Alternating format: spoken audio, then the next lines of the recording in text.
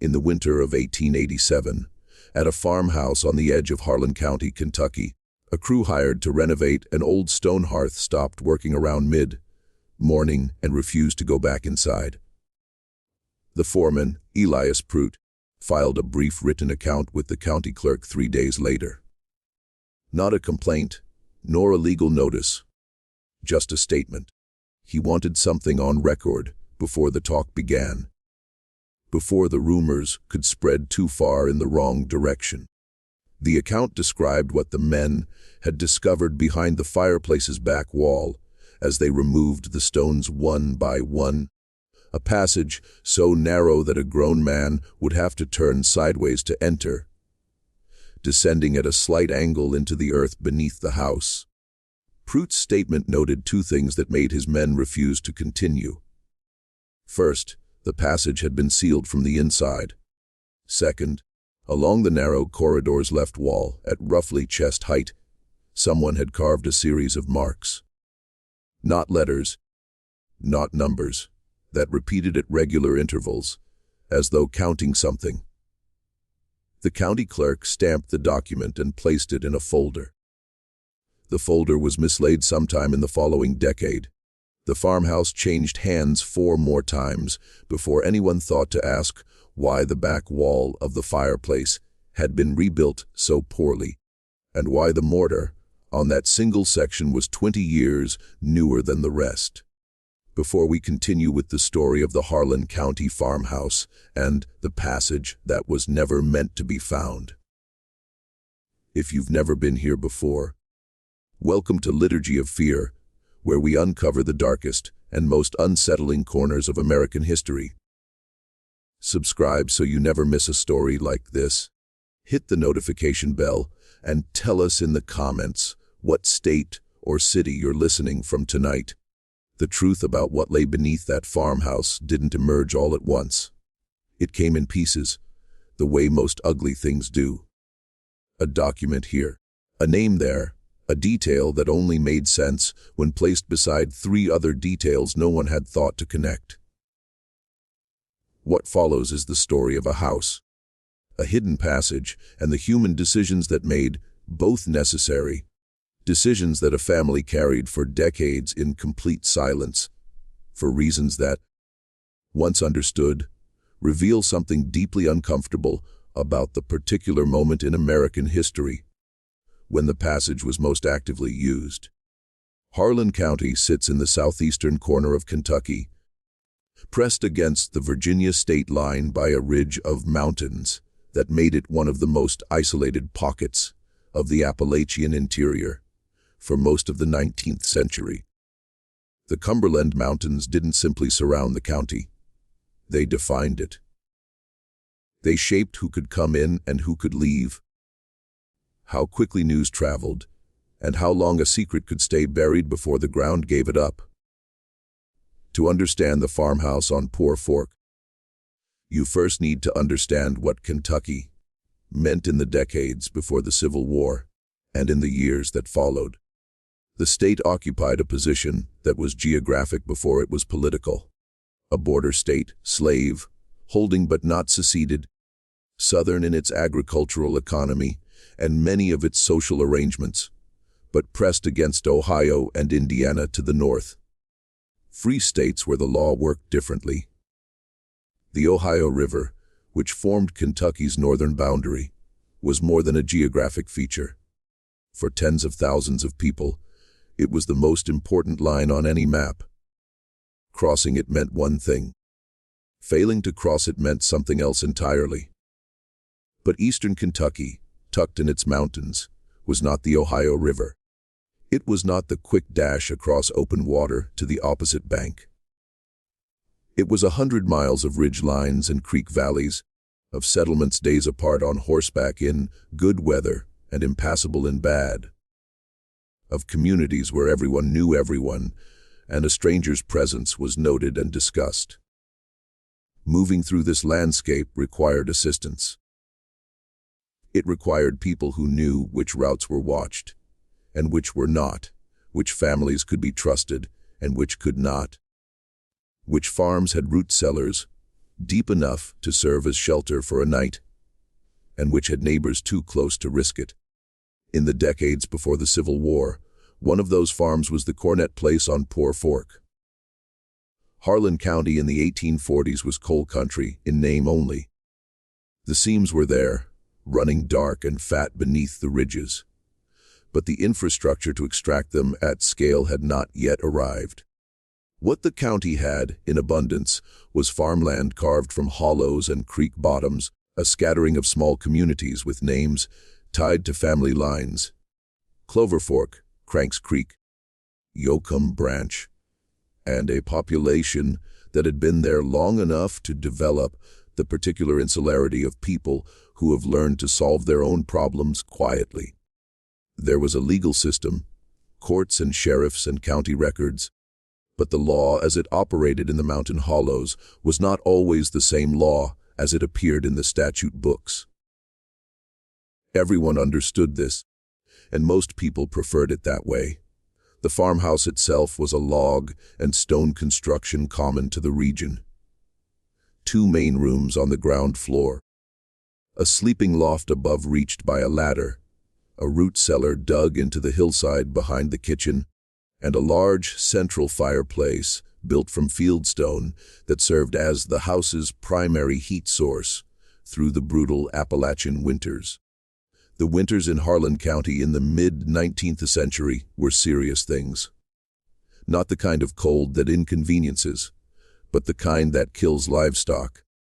Splits wood left unattended on the porch and drives the temperature inside an unheated room below freezing by midnight. The fireplace was not decorative. It was the heart of the house in the most literal sense, and everything in the interior of that building was arranged in relation to it. The farm had been established sometime in the early 1840s by a man named Absalom Cornett, who had come south from Letcher County with his wife, Margaret, and 2 younger brothers whose names appear in the deed records as co-signatories, but who vanished from the county's official record within 5 years of the property's establishment. There is no definitive explanation for the brothers' disappearance from the documentary record. They may have moved on to other counties. They may have died. Whatever happened to them, they do not reappear in Harlan County records after 1847, and neither Absalom nor Margaret ever explained their absence to anyone who committed the explanation to paper. Absalom Cornett was not, by the surviving accounts, a remarkable man. He paid his taxes without dispute. He attended the Baptist congregation at Clover Fork with enough regularity to be considered a member in good standing. Not a zealot, but present, which in that community carried its own significance. He had a reputation among his neighbors as a careful farmer and a fair trader, someone you could deal with and not feel cheated afterward, which was the highest form of praise available in a community where most transactions were conducted on trust and handshakes. His word, people said, was the kind of word that stuck. His wife, Margaret Nadebray, came from a family that had been in Letcher County since before the Revolution, and she brought to the marriage a practicality that several contemporaries noted in letters and diaries of the period. She was described in one such letter, written by a neighboring woman named Celia Fugate to her sister in Virginia, as a woman who does not speak unless she has something worth saying, which makes her words count double. A separate account from the diary of a preacher who visited the county in the 1850s described her as a woman of evident intelligence who conducts herself with a reserve that might be mistaken for coldness by those who do not look carefully enough. She was not cold. The subsequent history of the Cornett farm makes this abundantly clear. She was careful. There is a significant difference, and it matters enormously to what follows. The couple had 3 children who survived to adulthood, a son named Hiram, born in 1844, and 2 daughters, Lavinia and Ruth, born in 1847 and 1851 respectively. By the time the Civil War came to Kentucky in earnest, and in Harlan County it came hard, with the county's loyalties split down the middle in ways that persisted as a source of violence, long after the official fighting stopped. Absalom Cornett was in his mid-50s, too old for active service, but not old enough to be exempt from the consequences of a war that treated geography as an affront and turned neighbors into enemies without much warning. Hiram, old enough to fight, did not fight. The record of why is unclear. There was a period of illness noted in a county medical ledger. A fever sometime in the winter of 1861 that seems to have kept him at the farm during the period when most young men of his age were making their decisions about which uniform to put on. By the time the fever passed, the county's military situation had become complicated enough, and a young man with a farm to manage and elderly parents to look after could, with some difficulty, remain where he was. Whether the difficulty was genuine or manufactured is a question the surviving record does not answer. What the record does answer, or begins to answer, is what was happening at the Cornett farm during the years when the war made the county dangerous. The first documented mention of anything unusual at the Cornett farmhouse appears in a letter written in October of 1863 by a Home Guard lieutenant named Josiah Hensley, who was responsible for monitoring movement along the Poor Fork corridor during a period of particularly intense guerrilla activity. Hensley's letter, addressed to his commanding officer in Barberville, was a routine patrol report of the kind that accumulates in military archives by the thousands. Dry, descriptive, written in the clipped style of a man who has learned to commit to paper only what he cannot avoid committing. But buried in the middle of the third paragraph is an observation that does not fit the routine character of the rest of the report. The patrol had passed within a quarter-mile of the Cornett property on a cold, overcast morning and had observed smoke rising from the chimney at an hour when the household should not yet have been awake. Well before dawn. The letter specifies not the tentative gray of earliest morning, but the full dark of 2 or 3 in the morning, when even the most industrious farm household would not yet have started its fire for the day. The smoke was rising steadily, not as from a fire just lit, but with the settled density of a blaze that had been going for some time. This detail would be unremarkable on its own. People wake early in farming households, especially in cold weather, especially when livestock need attending. Fires are started for any number of reasons in the small hours, and a man patrolling a creek valley in October 1863 had larger concerns than his neighbors' sleep schedules. But Hensley's letter continues. 2 of his men, who had paused to observe the property from the tree line, reported hearing sounds from inside the house that they described as muffled, as though someone were moving heavy objects across a stone floor. The sounds lasted approximately 20 minutes, and then stopped entirely with a completeness that one of the soldiers apparently found more unsettling than the sounds themselves. The way a forest goes quiet when something is moving through it, and the quiet feels like information. When the household stirred at a normal hour, shortly after dawn, nothing appeared out of order. Absalom Cornett came out to see to his livestock at the usual time. His son Hiram split wood near the barn with the methodical regularity of a man who has been splitting wood on the same farm since childhood.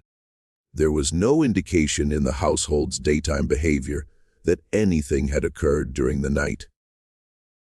The fire in the hearth, visible through the window when the door was briefly opened, was burning at the modest level appropriate to a household beginning its morning. Not the sustained high heat that weeks later Hensley would connect in a private letter to his wife with what he had seen rising from the chimney in the dark. Hensley noted the observation in his official letter, not because he thought it significant, but because he had been instructed to record anything that deviated from the expected pattern of daily life along his patrol route. The deviation was small. He filed it and moved on. What he did not know, and what would not become clear until decades later, was that the same observation, smoke before dawn, sounds of movement in the night, the household resuming its ordinary routine, as though nothing had interrupted it, was made on at least 6 separate occasions, by at least 4 different people, over the course of the war years, and the years immediately following. The pattern was there, documented in letters and diaries and account books, spread across the county's paper record, waiting for someone to read them all at once and recognize what they were describing. A woman named Duvie Napier, who lived half a mile downstream and occasionally came to the Cornett place to trade garden vegetables for milk and to visit with Margaret in the way that neighboring women visited in isolated mountain communities. Practically, purposefully, with news and conversation that served as the main conduit of information across the hollow, mentioned in a letter to her daughter that she had twice arrived at the farm in the very early morning and found signs that the fire had been burning through the night. A quantity of ash that did not match a fire lit at dawn. A hearthstone still warm to the touch in a way that suggested hours of sustained heat, rather than the modest morning blaze she could see at the time of her arrival. More tellingly, a layer of wood smoke smell in the main room that clung to the curtains and rough, hewn furniture with a persistence that spoke of hours of burning, not minutes. Duvie Napier had not asked Margaret Cornett about this. She had noticed it, catalogued it in the private ledger that women of her time and place maintained in their minds for information that might someday matter, and said nothing.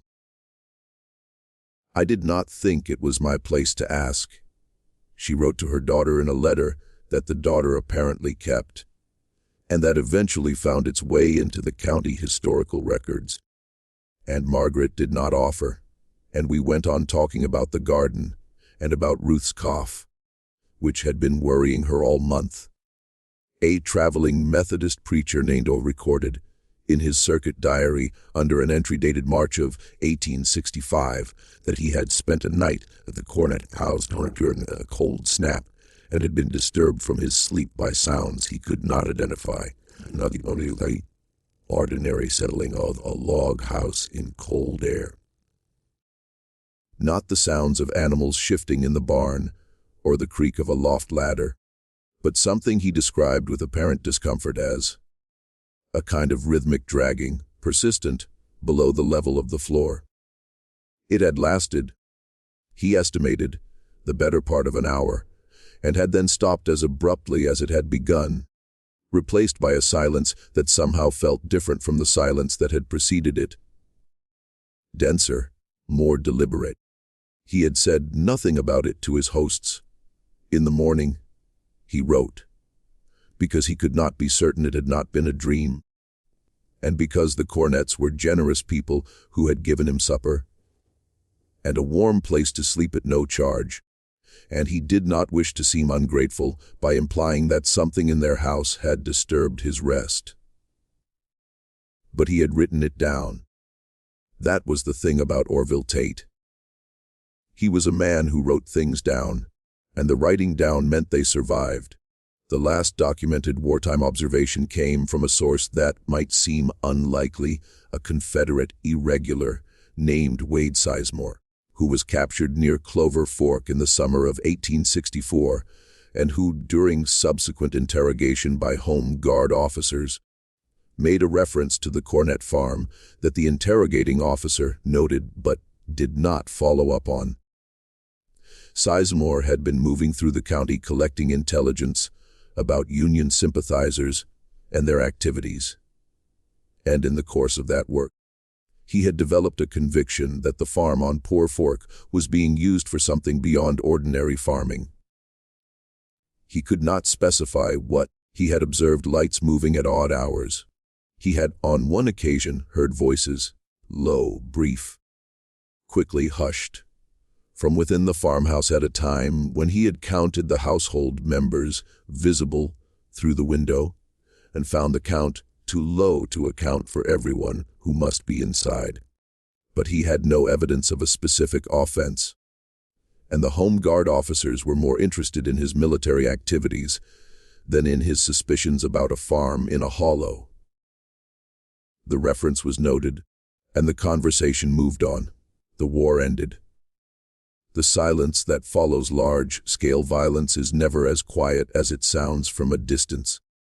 In Harlan County, the years after Appomattox were marked by the kinds of violence that official histories tend to categorize as lawlessness, but that the people who lived through it understood as the continuation of wartime grievances by other means. Old scores were settled. Old alliances frayed. The men who had fought on different sides found themselves neighbors again, and the adjustment was not always peaceful. There were shootings. There were burnings. There were men who disappeared into the mountains and were never looked for very hard, because everyone understood, on some level, why they had gone. It was in this atmosphere, charged, suspicious, memories long and grudges longer, that the Cornett farmhouse passed through its most consequential period. And it was in this period that a man named Clarence Duff entered the story. Clarence Duff was not from Harlan County. He had come down from Pike County sometime in the early 1870s, drawn by the prospect of work and, some said, by the particular anonymity that a man can find in a community where he has no history. He was somewhere in his mid-30s when he arrived. A wary, watchful man with calloused hands and eyes that people described as the kind that measured things. He had a trade.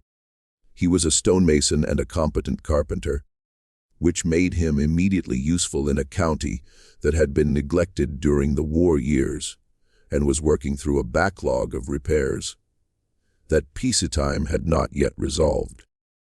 He rented a room from a widow named Sally Gentry in the settlement at Clover Fork, kept to himself in the way that strangers keep to themselves when they are trying to establish a reputation for reliability rather than sociability, and found work quickly.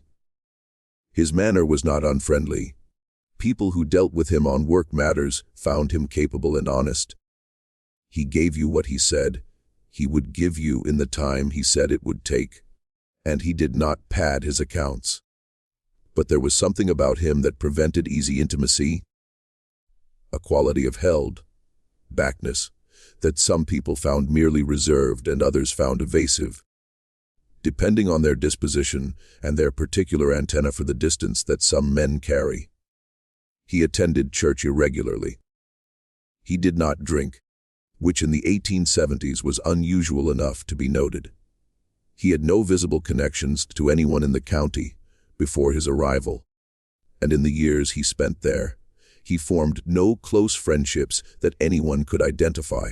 His connection to the Cornett farm began in the spring of 1873, when Absalom Cornett, by then a man in his mid-60s, slowing down noticeably, increasingly dependent on hired labor for the heavier work, contracted with Duff to repair the farmhouse's stone foundation on the eastern wall, which had settled unevenly over 30 years and was beginning to pull away from the main structure in a way that would eventually threaten the integrity of the wall above it. The work was expected to take 2 weeks. It took 6. Duff's extended presence at the farm was explained at the time by the extent of the damage, which turned out to be greater than the initial inspection had suggested, and by several days of steady rain that made certain tasks impossible. Neither explanation was false, but neither explanation was complete.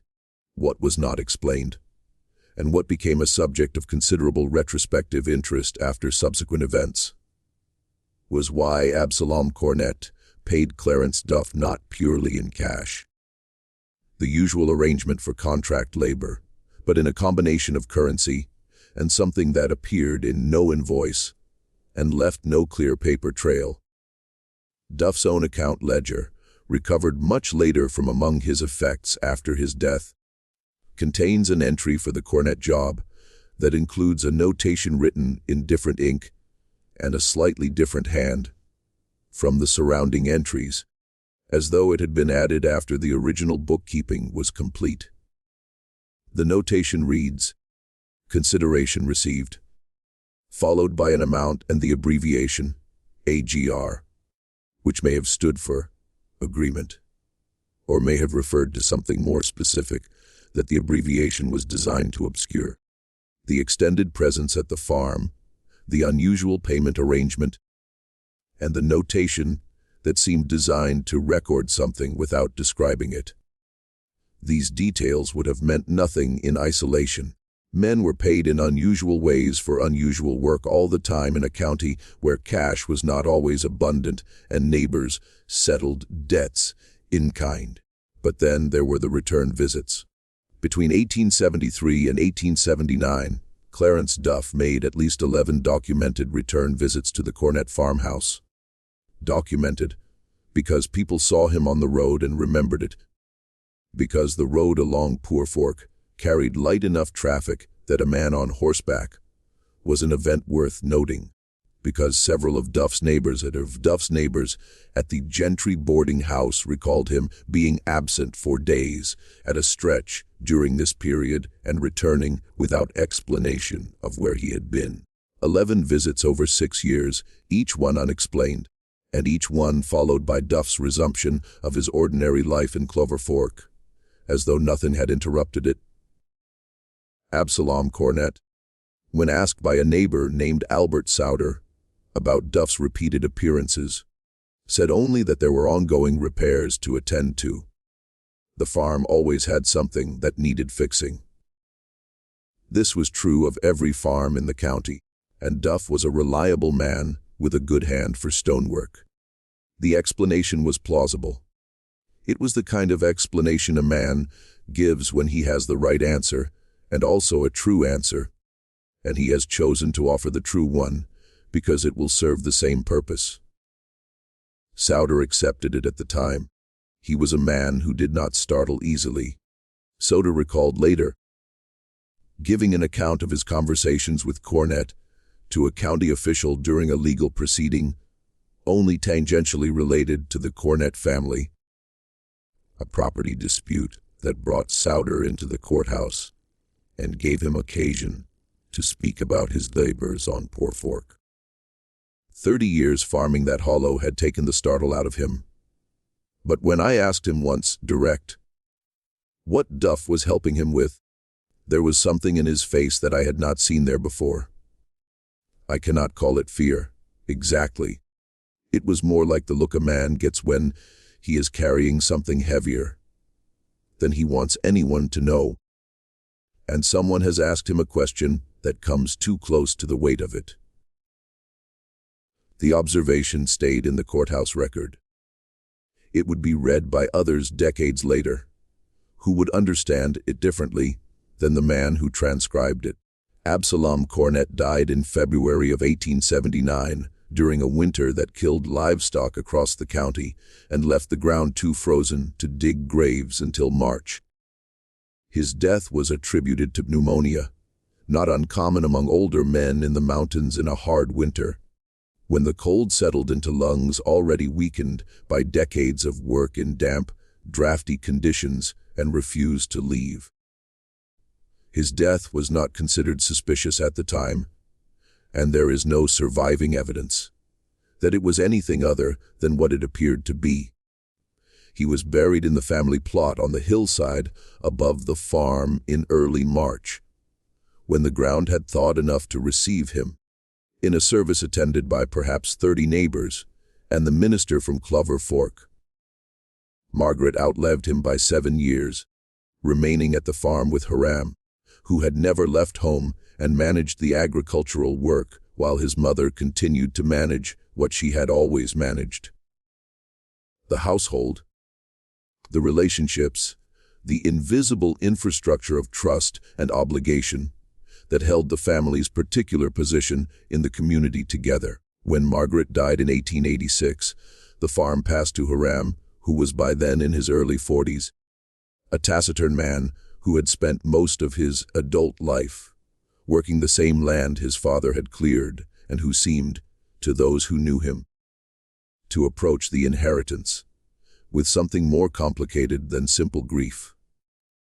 Something that looked, to the more perceptive of his neighbors, like the expressionary in Virginia, like the expression of a man who has accepted a burden that he did not fully choose and does not yet know whether he will be strong enough to carry it the way it needs to be carried. It was Hiram Cornett who hired Elias Prout and his crew in the winter of 1887, and it was Hiram Cornett who gave Prout what appeared to be a straightforward assignment: repair and repoint the farmhouse's main fireplace, which had developed cracks in its mortar after 2 hard freezes in succession. The kind of cracking that spreads from season to season, if not addressed, and will eventually compromise the entire structure. Then he left the property entirely for 3 days without leaving a forwarding address, which was unusual. Hiram Cornett had rarely spent a night away from that farm in his adult life. His neighbors noticed his absence. They assumed it was a family matter of some kind and did not press. When Prout's crew began removing the damaged stones from the fireplace's back wall, they expected to find rubble infill and clay beneath. The standard construction of the period, practical and uninteresting. What they found instead, behind a section of wall that was demonstrably newer than the surrounding stonework, was the opening to a passage. And everything that followed. The refusal, the statement, the mislaid folder, the decades of disconnected observation. Everything began from that moment. The passage, as Prout described it in his county clerk's statement, was approximately 30 inches wide and perhaps 5 feet tall at its entrance. Generous enough for a grown person to enter while crouching and moving sideways, but not built for comfort. The stones lining its walls were fitted without mortar, dry, stacked in the manner used for cellars and root pits throughout the region, but with a precision that suggested they had been placed by someone who understood what they were doing. Not rough field stone thrown together in a hurry, not the utilitarian roughness of a cellar. Wall built to hold dirt back and nothing more, but courses laid with care, the larger stones at the base and the smaller ones above, the way a skilled mason constructs a wall intended to last for generations. The floor of the passage was compacted earth, tamped flat and smooth in a way that required effort. The kind of effort you invest in a floor you expect to be used repeatedly.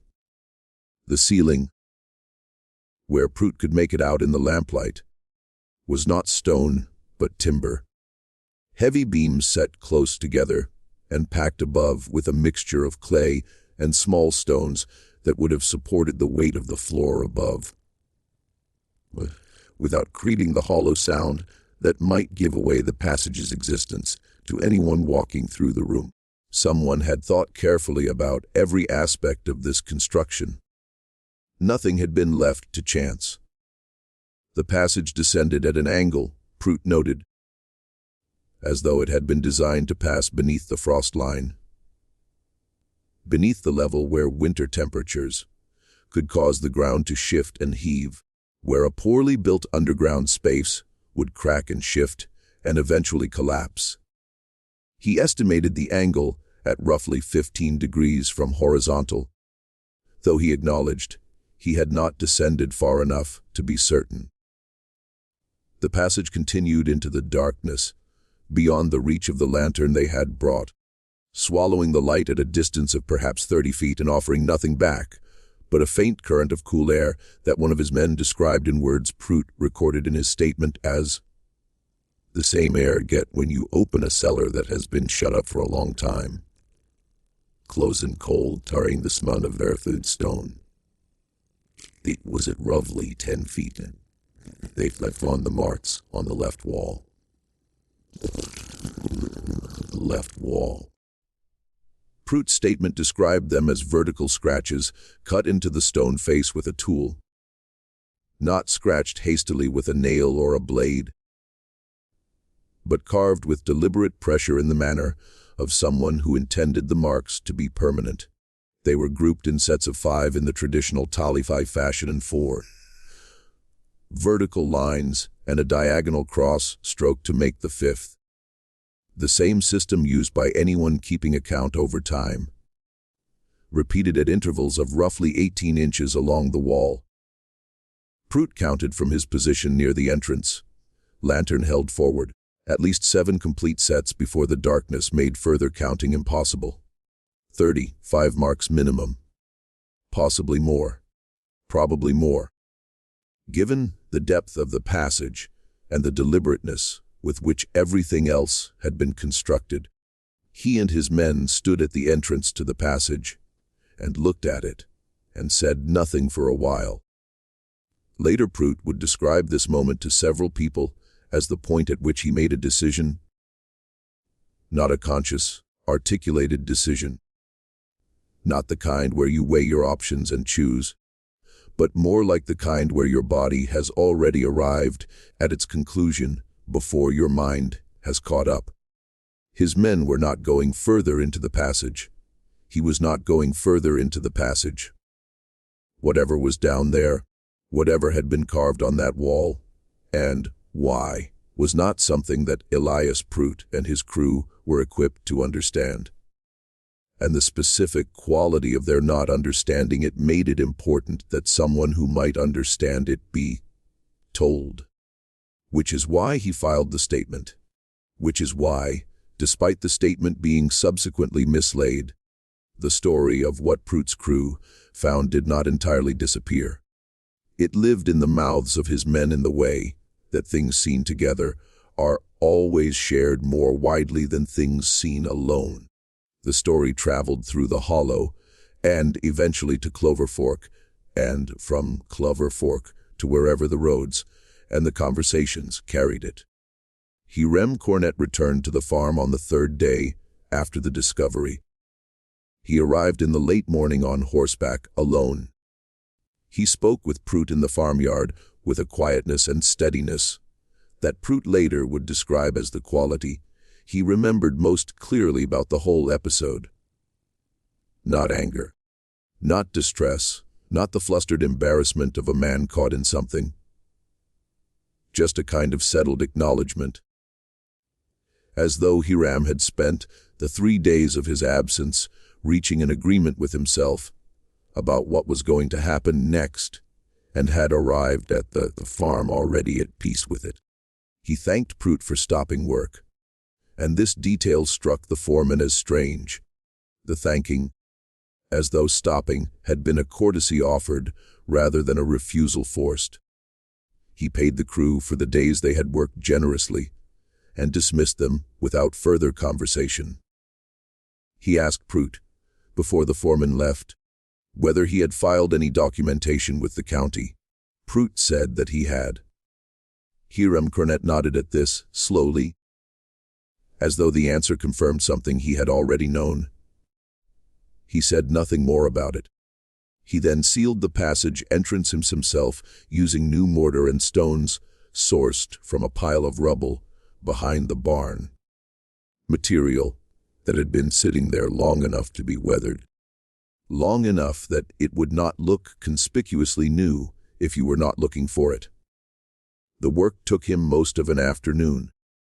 A neighboring boy who had come to the farm on an errand from his mother stood at the yard fence the better part of an hour and watched him do it.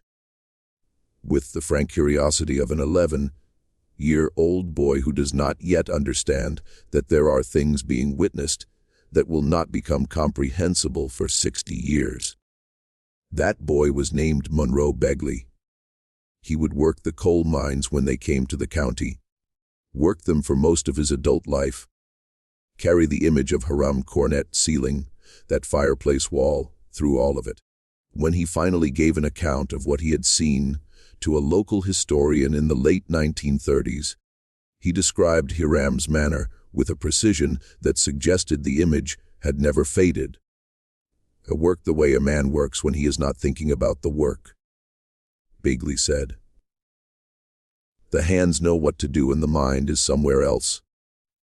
He mixed the mortar, and he laid the stones, and he pressed them into place.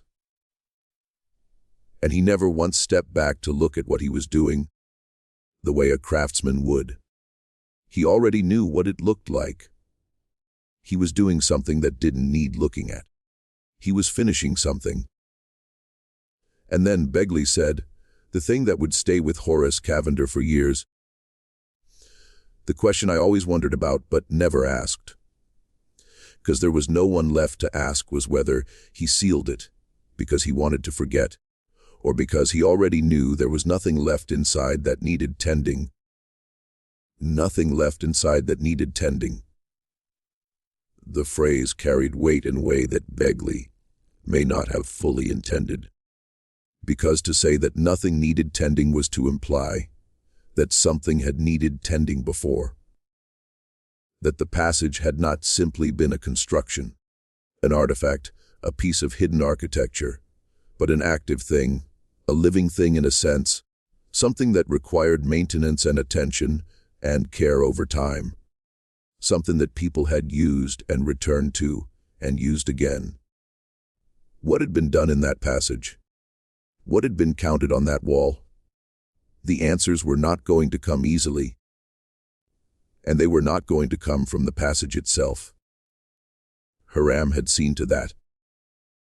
They were going to have to come from somewhere else, from paper, from memory, from the particular willingness to sit with partial information long enough for the parts to arrange themselves into something coherent. They began to come slowly from a physician named Dr. Samuel Reardon. Dr. Samuel Reardon arrived in Harlan County in 1891, 4 years after Prout's discovery. He had been hired by a mining company, one of the several organizations then beginning the process of consolidating land and mineral rights in preparation for large-scale coal extraction, to conduct a survey of general health conditions in several Harlan County communities. The coal operators had learned from experience in other mining regions that the health of the local population had direct implications for their ability to recruit and retain a labor force, and they wanted to know what they were working with before they committed resources. Dr. Reardon was thorough, methodical, and possessed of the particular gift that distinguishes good physicians from merely competent ones: the ability to listen to what people tell him and hear beneath the words what they are not quite saying.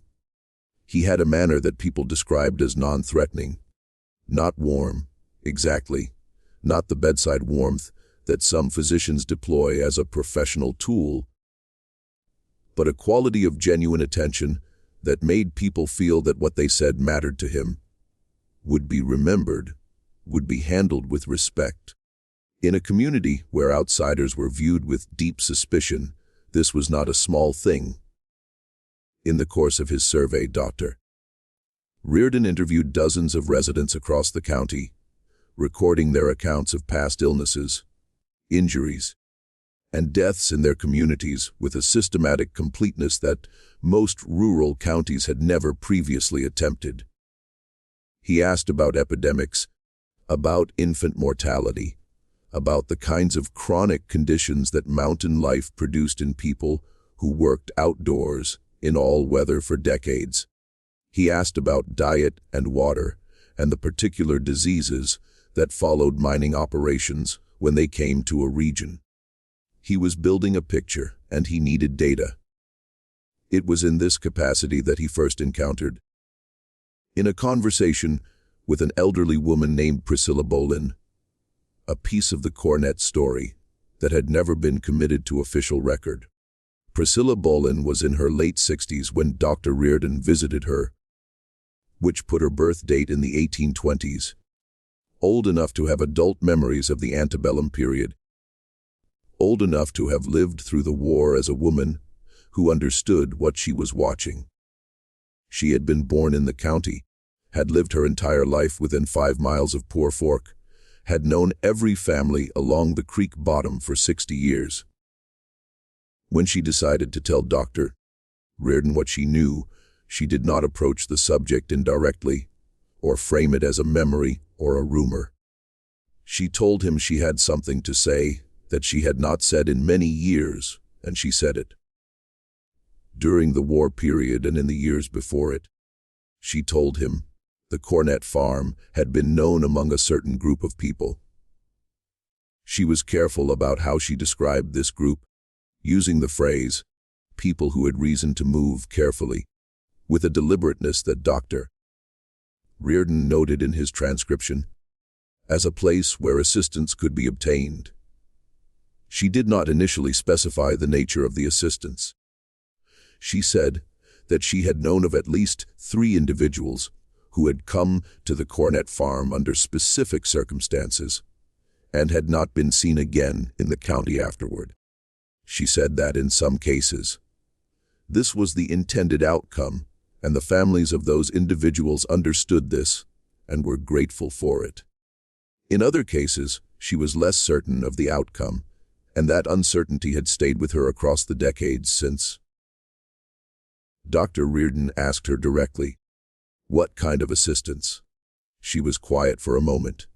Then she said that during the 1850s and into the war years, a person could sometimes need to move through the Kentucky mountains in ways that the law would not permit and the wrong neighbors would not tolerate. That the Cornett farm was a place where such movement was made possible for a period of years by people who had decided that certain things mattered more than the legal arrangements of the time. That she had known this and had kept it, and had been keeping it for 30 years. Dr. Reardon recorded this account in his survey notes. He was careful and precise in his transcription, preserving her exact words where he could and paraphrasing closely where he could not. He did not, at that point, connect it to any specific physical feature of the Cornett farm. He had not heard of Elias Pruitt's discovery 4 years earlier. He noted the account as an example of the wartime social networks that had existed throughout eastern Kentucky, networks that had moved information, goods, and people under difficult and dangerous conditions, and added a brief editorial observation that the isolation of the mountain hollows had made such networks simultaneously more necessary and more sustainable than they might have been in more accessible terrain. He filed the survey with the mining company. The survey was filed in the company's records. The records were never returned to the county. But Dr. Reardon had kept his own copy of the notes. The second major piece of the puzzle came from Clarence Duff himself, or rather, from what remained of his papers, when he died in 1894, alone in a boarding house in Pineville. Duff had never married, never acquired property of any significance. He had spent his final years in declining health, working occasional masonry jobs that were increasingly beyond his physical capacity, but accepting charity with the particular quiet dignity of a man who has spent a lifetime being self-sufficient and finds dependence a more difficult adjustment than illness. He died without family, without friends in any conventional sense, without anyone to sort through his belongings and decide what mattered. His papers, the account ledger, a small bundle of letters, and a notebook that appeared to be a kind of personal journal, were claimed by no one and eventually passed into the possession of a schoolteacher named Horace Cavender, who had been friendly with Duff in the last years of his life in the way that a careful, curious man sometimes befriends an aging solitary, drawn by the sense that there is something worth knowing beneath the surface that will never be offered voluntarily. Cavender had recognized, even before Duff's death, that the older man was carrying something. He had not known what it was. When the papers came to him, he began to find out. The account ledger was, on its surface, a straightforward business record: dates, amounts, names of clients, brief descriptions of work performed. It covered a period of roughly 30 years, from shortly after Duff's arrival in Pike County through the last years of his working life.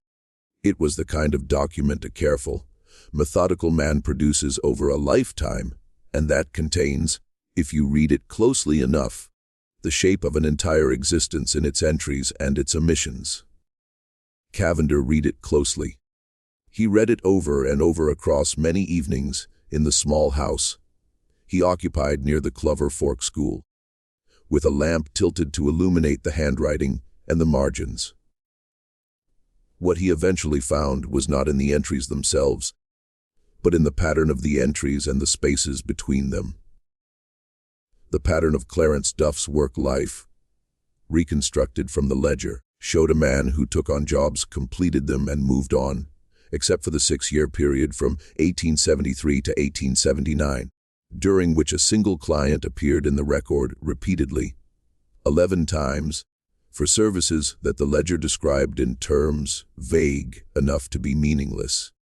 11 return visits to a single client over 6 years for work that Duff apparently could not or would not specify in his own private account book. The consideration received, notation, the initials and the abbreviation that might have meant agreement or might have meant something else. It was not evidence of anything specific. It was a shape in the data, a pattern that did not match the surrounding patterns.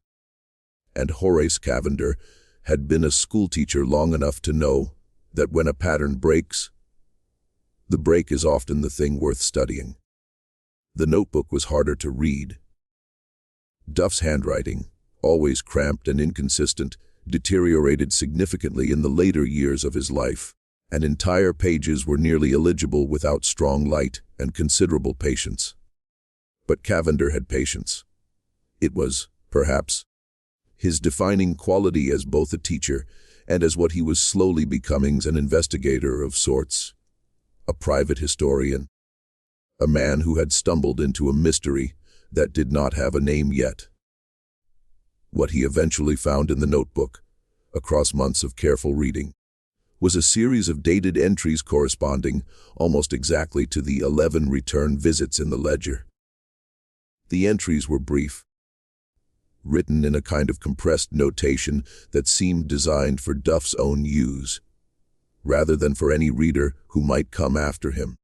They contained directions, geographic directions specific to local landmarks that Cavender recognized, and time estimates, and what appeared to be the number of stops on a route, expressed as numerals without further explanation.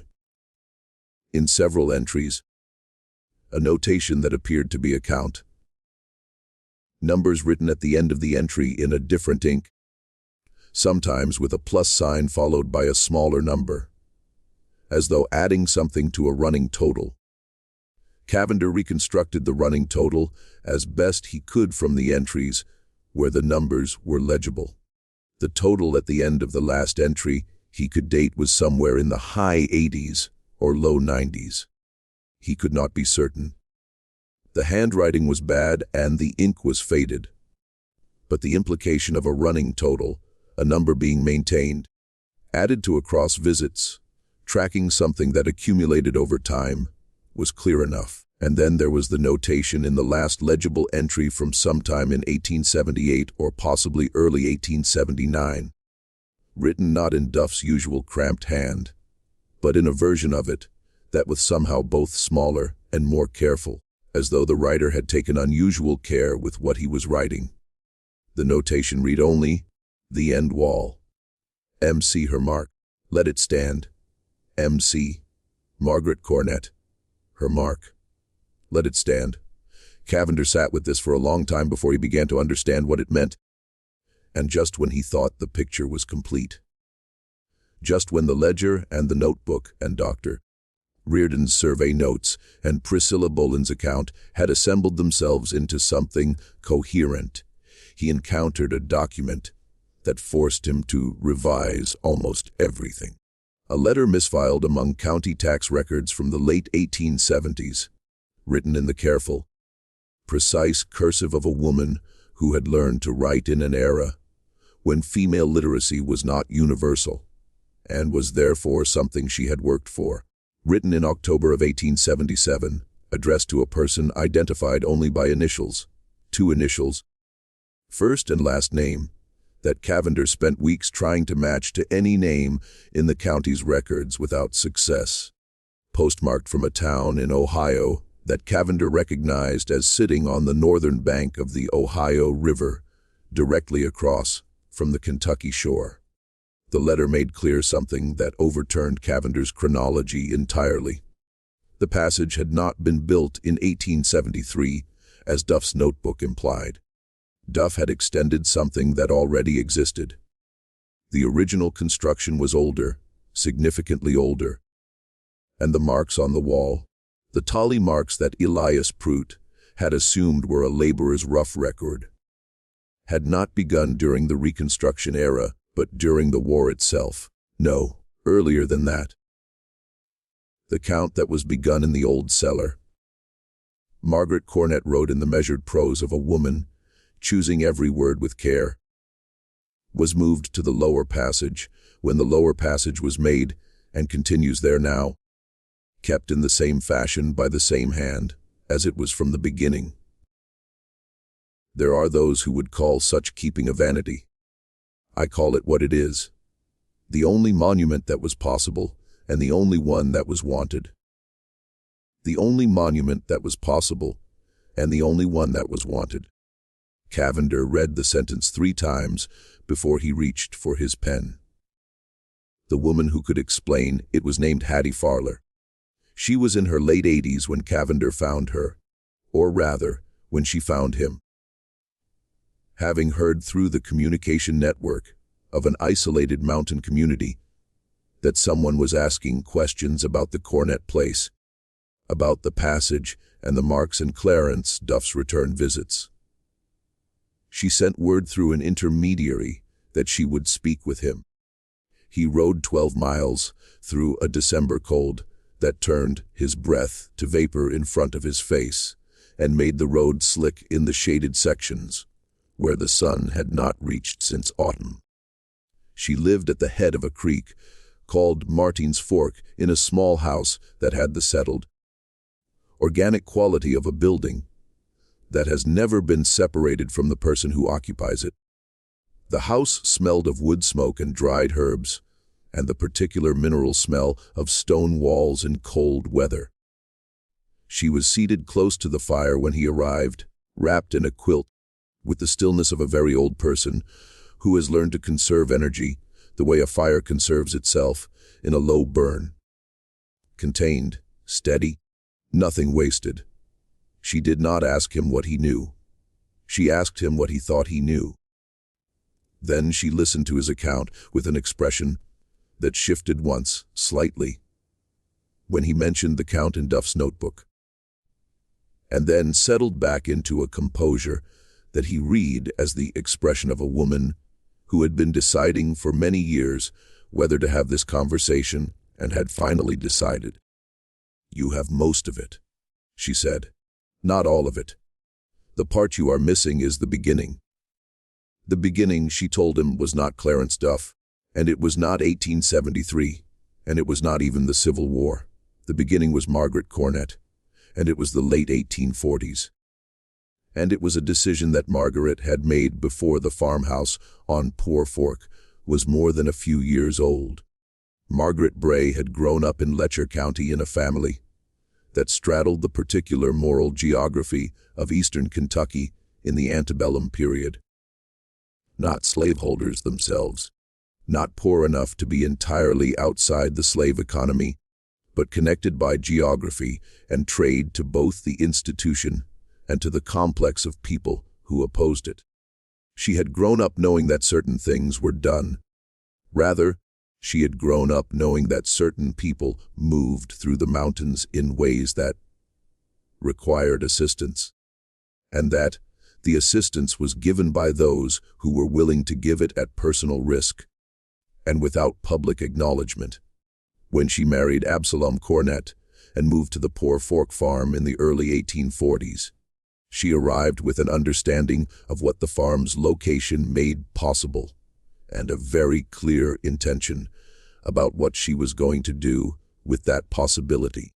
Absalom was not, she later told Hattie, unwilling, but he was not the originator, the operation, and it is appropriate to use that word, because it had the organization and the sustained deliberateness of an operation rather than an impulse, was Margaret's conception. Margaret's planning and Margaret's maintenance across the years that followed. When the root cellar behind the kitchen had been the first hiding place, it was already there when they arrived. Standard construction, unremarkable. Margaret had assessed it within the first season on the farm and had seen in it what a person with her particular state of mind sees in such spaces.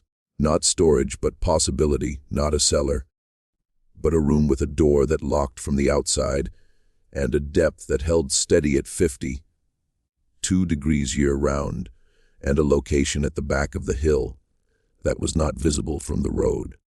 The first person had come through in the summer of 1849. Hattie did not know the details of this. Margaret had told her only that it had happened, that it had been arranged through the network she had established contact with before ever moving to Poor Fork. A network that stretched north toward Ohio and south toward Tennessee, and operated as such networks must operate, on absolute trust in the people it used and absolute silence toward the people it did not. The root cellar had been used, the person had passed through and continued north. When they were gone, Margaret had taken a nail and made a mark in the cellar wall, not from any dramatic impulse, not from sentimentality, but from the same practical cast of mind that made her note everything that mattered and record it in whatever way was available. The mark was a record. The person had been here. The person had passed through. 1. Over the next decade and a half, the marks accumulated, not rapidly. This was not an operation that moved hundreds of people a season. It was careful, irregular, organized around the specific circumstances of the individuals involved and the current danger level on the various routes. Some years there were many marks. Some years there were none.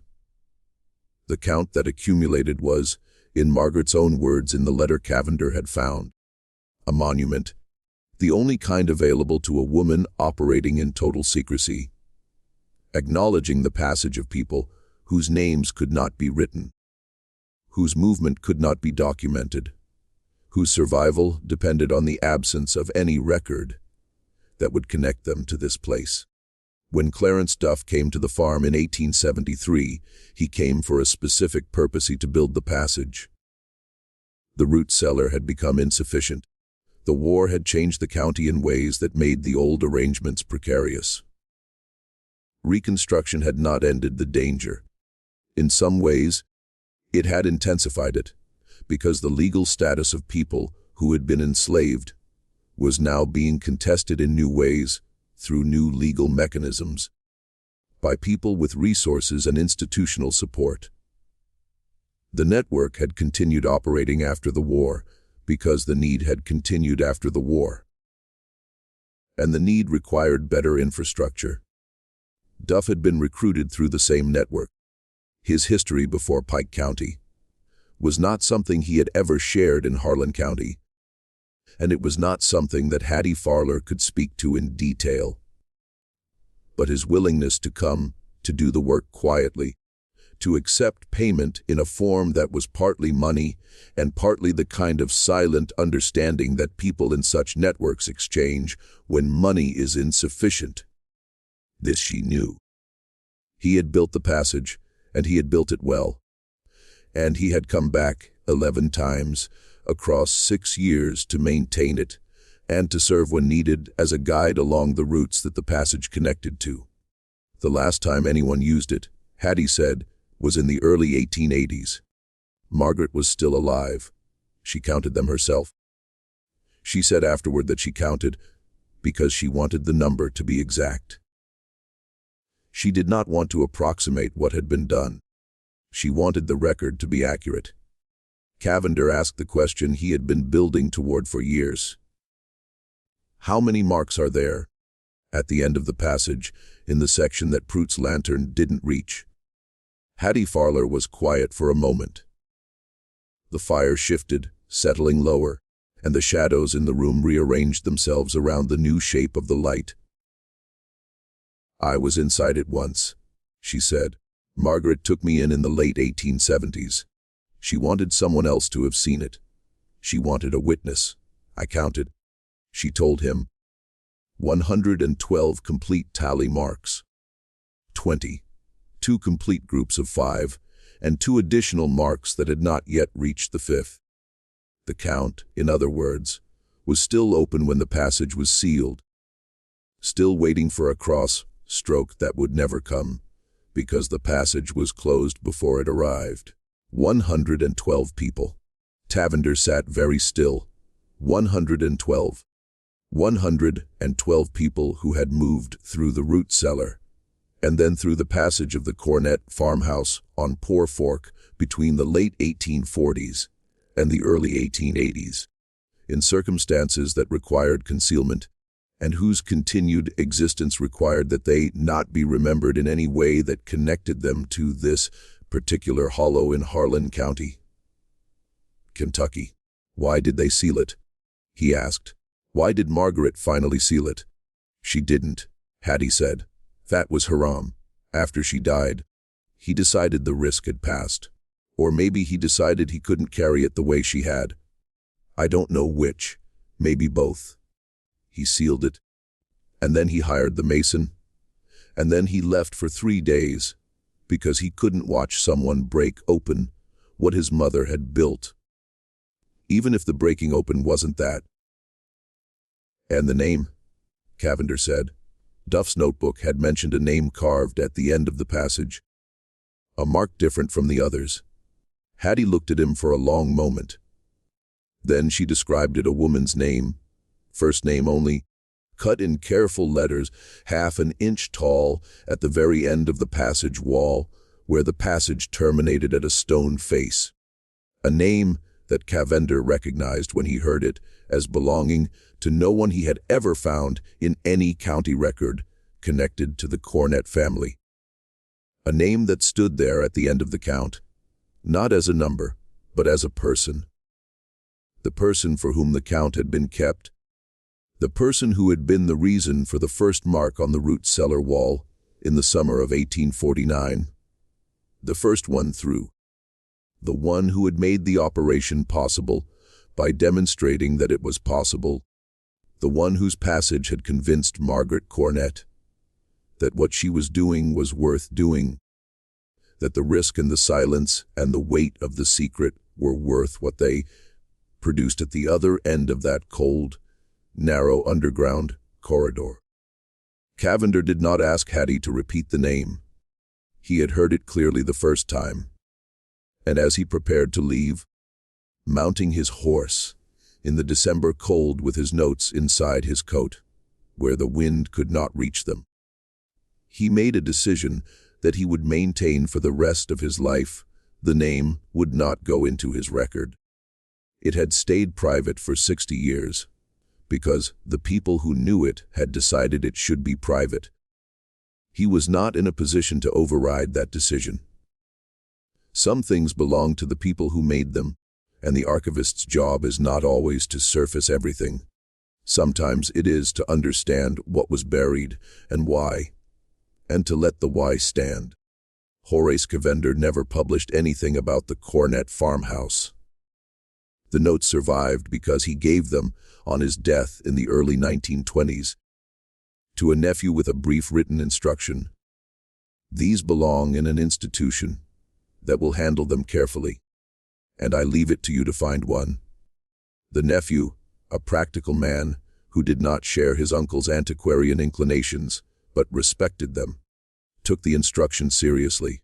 The notes passed through several custodians over the following years and eventually came to rest in a small local archive in Harlan County, sometime in the mid-20th century, catalogued under a heading that did not mention the Cornett family by name. By then, the farmhouse itself was gone. The coal industry had come to Poor Fork and reshaped the landscape so completely that the ground where the farmhouse had stood was unrecognizable. Regraded, rerouted, incorporated into the infrastructure of extraction that had been the county's economic future since before anyone living there had been born. The passage was gone. The root cellar was gone. The fireplace, the stone walls, the compacted earth floor of the corridor, the timber ceiling beams, the marks, all of it was gone. What remained was paper, Elias Pruitt's statement to the county clerk, eventually recovered from county records, not mislaid in any malicious sense, but buried in a collection of 1880s documents bundled together under a label too vague to be useful. Found by a researcher who was looking for something else entirely, and recognized in the brief, precise language of Pruitt's account the quality of a man who had understood, even in the moment of discovery, that he was documenting something that mattered. Dr. Reardon's survey notes, or at least the copy he had kept for himself, which eventually made their way into a state archive in Frankfurt, where they were catalogued as a public health document and almost never consulted. Priscilla Boland's account, existing only in Reardon's transcription, her actual voice long gone. Duff's account ledger and notebook. The handwriting faded to near illegibility in many sections, preserved almost entirely by Cavender's careful transcription of the most important passages. And Cavender's own notes. The reconstruction, the reasoning, the months of patient connection, making that had assembled the individual pieces into something approaching a complete picture. The letter in Margaret Cornett's hand from October of 1877, the one that had been misfiled among tax records and that had rewritten Cavender's chronology, cannot now be located. Whether it was removed deliberately, whether it was lost in one of the moves the archive collection underwent over the decades, whether it was destroyed, no one knows. Cavender's transcription of the key passages from it is the only evidence that it existed. Hiram Cornett died in 1903, the last of Absalom and Margaret's children to survive. He had never married. He had farmed the Poor Fork land until the mining companies began buying up the mineral rights in the county. And then he had sold. And then he had moved to a town further up the county and lived out his final years in a boarding house, not entirely unlike the one where Clarence Duff had died 9 years earlier. He left no papers. If he kept a journal or wrote letters that contained anything about what he knew, those documents have not been found. He was buried in the same hillside plot as his parents in the years before the coal operations reached that section of the hollow and changed everything around the graves without disturbing the graves themselves. The count was 112, as Hattie Farler had told Cavender. 112 people who passed through the root cellar and then through the passage across more than 30 years in circumstances that required absolute concealment. 112 marks on a wall that no longer exists.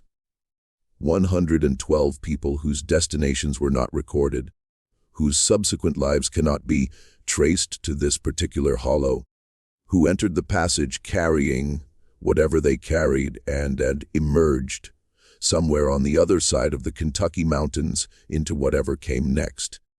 Whether they found what they were looking for is not a question the Cornett farmhouse's history can answer. The marks recorded their passage, not their destination or their fate. Each mark said only someone was here. Someone passed through. Someone was counted. The silence that surrounded the operation. The deliberate, sustained, multi-generational silence of everyone who knew was not, as has sometimes been assumed about such silences, a silence born of shame. It was the silence of protection.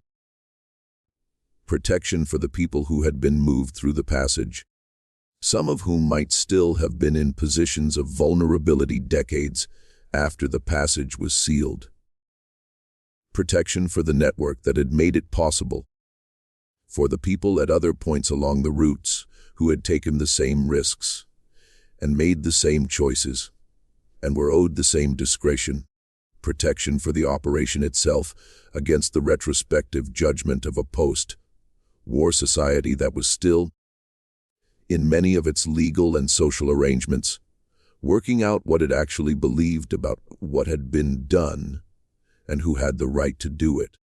Margaret Cornett had chosen the record over the recognition. She had understood, perhaps from the very beginning, from the moment she put the first mark on the root cellar wall in the summer of 1849, that the recognition was not possible and was not the point. The marks were not for posterity. They were not for history. They were for the count itself, for the accuracy of the count, for the fact of 112 being exactly 112 and not an approximation. They were, as she had written in the letter that Cavender found and that no one can now find, the only monument that was possible and the only one that was wanted. And then there is the name at the end of the wall, the name that Horace Cavender heard from Hattie Farler on a December afternoon at the head of Martin's Fork, and that he chose not to record, and that died with both of them. It is possible that someone, somewhere, knows that name. It is possible that among the descendants of the 112, the children and grandchildren and great-grandchildren of the people who passed through the Cornett Passage and continued north, who built lives in Ohio and Indiana and points further, who carried with them the memory or the story, or simply the fact of their survival. It is possible that someone knows where it began, knows the name of the farm on Poor Fork, has heard in some form the account of the fireplace, and the passage, and the woman who counted. It is also possible that they do not, and that the connection between that first mark in 1849 and everything that followed it was severed precisely as intended. Completely, cleanly, with nothing trailing behind to endanger anyone. What do you think of this story? Do you believe everything about the Cornett farmhouse has been uncovered? Or do you think there are layers that still haven't come to light? Do you think Margaret Cornett made the right choice, giving up recognition for safety? Leave your comment below. These are the conversations that history deserves, and almost never gets. If this story stayed with you, if you want more dark chapters of American history told this way without the comfort of easy answers, subscribe to Liturgy of Fear. Hit the notification bell and share this video with someone who understands that the most disturbing stories are the ones that could have actually happened, and very often did. We'll see you in the next one.